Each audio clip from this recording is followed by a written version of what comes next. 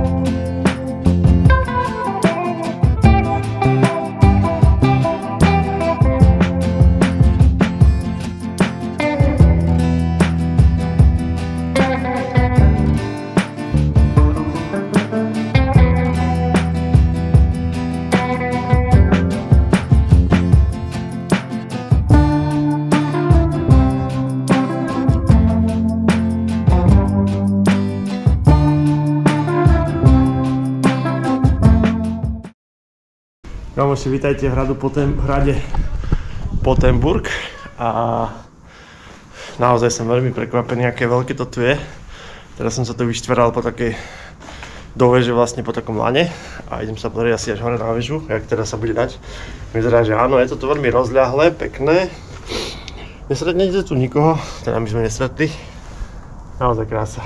Je to v tom poľovnom revíri, takže nedoporučujem chodiť asi skoro ráno a dobrý deň. A keď sa zošerieva, ale naozaj pecka. Doporučujem, fakt.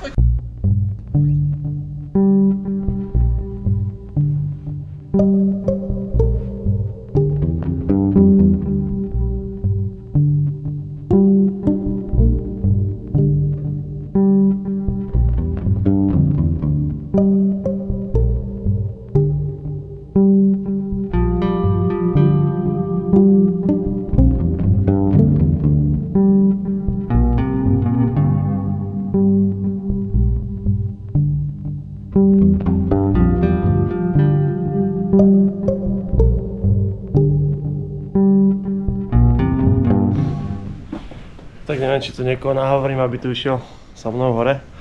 A Evka sa asi bojí, vy tiež, mama nie je Simča, ale Evka sa asi bojí pustiť. Nevadí, skúsim ešte, nech ide. Je to nádherné, tamto hore. Cez to okno krásne presvíta svetlo, neviem, či to vidno. A škoda, že sa nedá ísť úplne hore, no, ale tak je super, že aspoň takto sa dá. Tamto je taký malý priestrel, teda okienko.